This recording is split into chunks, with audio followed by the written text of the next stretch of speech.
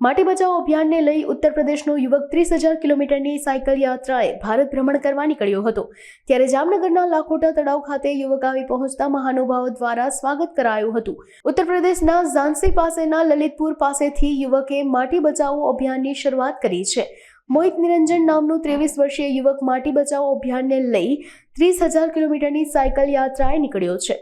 માટી બચાવોની અદ્ભુત પહેલને ટેકો આપવા અને સભાગૃહ માટે જાગૃતિ લાવવા લાખોટા તળાવ ખાતે ઈશા फाउंडेशनના સભ્ય જય શુક્લા સહિતના સભ્યોએ યુવકનું સ્વાગત કર્યું હતું।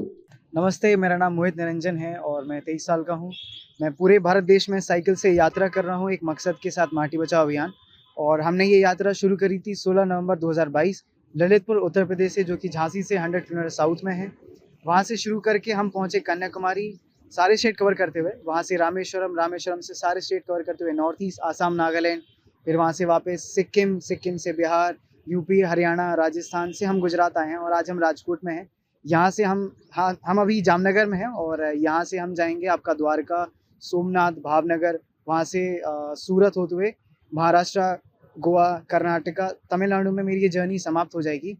अभी तक 17,000 किलोमीटर हो चुके हैं। टोटल टारगेट 30,000 किलोमीटर का है।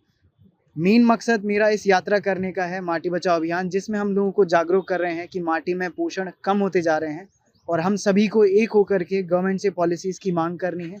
वो पॉलिसीज़ छोटी छोटी मैंडेटरी पॉलिसीज़ जो हर एक किसान तक पहुंच सकें और सारे किसान मिल बांट के मिट्टी को बचा सकें। और गुजरात में जब मैं एंटर किया था तो मैंने यहाँ पे फार्मिंग को मैं देख रहा हूँ, फार्मर से मीट कर रहा हूँ। और पहले पालनपुर आया, वहाँ पे बनस डेयरी और सेफ सॉइल मूवमेंट जो इनिशिएटिव है, उन्होंने एक साथ मिल करके सेफ सॉइल लेबोरेटरी बनाई है, जहाँ पे वो सॉइल को टेस्ट करते हैं और फार्मर्स को बताते हैं कि उनको क्या करना है, क्या नहीं करना है, कौन कौन सी चीज़ें इस्तेमाल करनी है, कौन सी सीजन में कैसी फार्मिंग करनी है। तो अभी तक मैं गुजरात में घूम रहा हूँ और यहाँ पे कई सारे फार्मर्स से मीट कर रहे हैं, उनसे जान रहे हैं कि पहले उनकी मिट्टी कैसी थी, अभी कैसी है, और आगे जाके फार्मर से मीट करके और लोगों को जागरूक करेंगे। मेन मकसद है ज़्यादा से ज़्यादा लोगों तक बात पहुँचाना कि मिट्टी में पोषण ख़त्म होते जा रहे हैं, हम सबको एक होना है। और आप सभी सोशल मीडिया का इस्तेमाल भी करते होंगे, तो जितने ज़्यादा लोगों को हम अपनी सोशल मीडिया के माध्यम से जागरूक कर सकें, हो सके तो एक दिन में 3 लोगों से बात करें, सोशल मीडिया पे स्टेटस डालें, पोस्ट डालें, माटी के बारे में लिखें, फूड के बारे में लिखें, न्यूट्रिशन के बारे में लिखें और अपने लीडर्स को टैग करके बताएं कि आपको भी चिंता है माटी के बारे में। धन्यवाद। મારું નામ જય શુક્લ છે અને મોહિત નિરંજનભાઈ જે છે એ યુપી લલિતપુરથી છે એ 30,000 કિલોમીટરના સાયકલિંગ માટે જે છે એ માટી બચાવો અભિયાન અંતર્ગત સંપૂર્ણ ભારતમાં જે છે પરિક્રમા કરી રહ્યા છે।